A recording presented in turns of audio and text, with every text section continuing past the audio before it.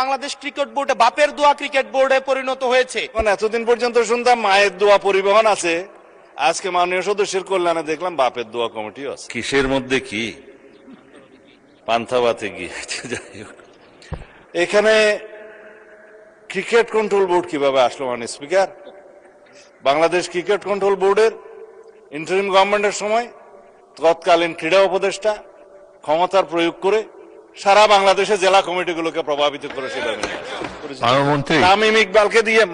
মাননীয় স্পিকার, আমি জানি আপনার সময় নষ্ট করছি, কিন্তু ফর রেকর্ড আপনি জুলাই অভ্যুত্থান সুরক্ষা এটার উপর বলেন। ক্রিকেট কন্ট্রোল বোর্ডের ক্রিকেট বোর্ডের অ্যাডক কমিটিটা করা হয়েছে।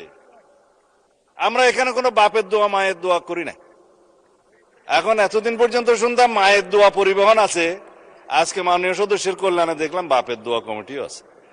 যাই হোক, মানবাধিকার কমিশন নিয়ে উনি কথা বলেছেন, এটা বলতে হয়, জাতির কাছে কিন্তু ভুল রিপোর্ট যাচ্ছে মাননীয় স্পিকার। হ্যাঁ, 3 মাসের ভিতরে ক্রিকেট কন্ট্রোল বোর্ড ইলেকশন দেবে তারা বিধি মোতাবেক। মানবাধিকার কমিশন মাননীয় স্পিকার, গুম কমিশন এবং আইসিটি অ্যাক্ট, 3টার মধ্যে ওভারল্যাপিং আছে। আইনমন্ত্রী পরিষ্কার করে কয়েকদিন আগে বলেছে, আমরা একটা স্বাধীন মানবাধিকার কমিশন করতে চাই যার সাথে মিল থাকবে গুম আইনের, যার সাথে মিল থাকবে আইসিটি আইনের। কারণ গুমের কারণে যে বিচারটা আইসিটি কোর্টে এখন করা হচ্ছে, আইনটা পরিবর্তন করে, যার সাজা যাবজ্জীবন এবং মৃত্যুদণ্ডও আছে খুব সম্ভবত। ইনভেস্টিগেটিং এজেন্সি তাদের আছে, প্রসিকিউশন টিম আছে, তদন্ত টিম আছে। তারা প্রসিকিউশন যখন একটা চার্জশিট দাখিল করে, ওরা বলা হয় ফ্রেমিং অব দি চার্জের আগে ফর্মাল চার্জ দাখিল করে। এই ফর্মাল চার্জ দাখিল করার পরে ইভেন সেই ইলেকশন করার জন্য আর উপযুক্ত থাকে না। এই শক্তিশালী আইনটার সাথে ম্যাচিং না করে আরো কম সাজার বিধান করে একটা টেম্পোরারি তদন্ত করার একটা দায়িত্ব মানবাধিকার কমিশনকে দিয়ে 1-1.5 বছর সময় বিনষ্ট হবে। তার চাইতে যিনি ভিকটিম, গুমের ভিকটিম, সরাসরি যদি আইসিটি অ্যাক্টে মামলা দায়ের করতে পারে, সেখানে তদন্ত হবে, তদন্তের জন্য আলাদা অর্গান আছে, প্রসিকিউশন টিম আছে, সেইটা ম্যাচিং না করে একটা গত ইন্টারিম গভর্নমেন্ট একটা, আমি বলবো বালখিল্যপনা একটা আইন করে দিয়েছে। এবং সেটার সাথে মানবাধিকার কমিশনের একটা সিমিলারিটিস থাকবে।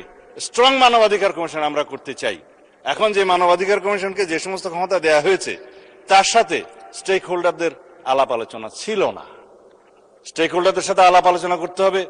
We have a hill tracts problem, বাংলাদেশে এলজিবিটিকিউর প্রবলেম আছে। আমাদের সামাজিক এবং অর্থনৈতিক এবং ধার্মিক সমস্ত কালচারকে মিলিয়ে তারপরে আমরা এই দেশের উপযোগী আন্তর্জাতিক মানসম্পন্ন ইনশাআল্লাহ মানবাধিকার কমিশন বিল আমরা এখানে আনবো, সেটা আমাদের কমিটমেন্ট। তার সাথে এগুলো বাধা দেওয়ার কিছু নেই।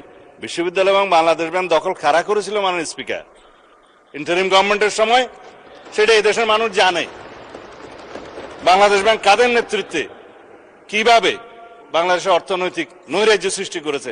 আমরা মনে করেছিলাম বাংলাদেশের অর্থনীতিটা পুনরুদ্ধার করার জন্য তারা কাজ করবে, বিপরীত করেছে। আমরা এখন সাফার করছি।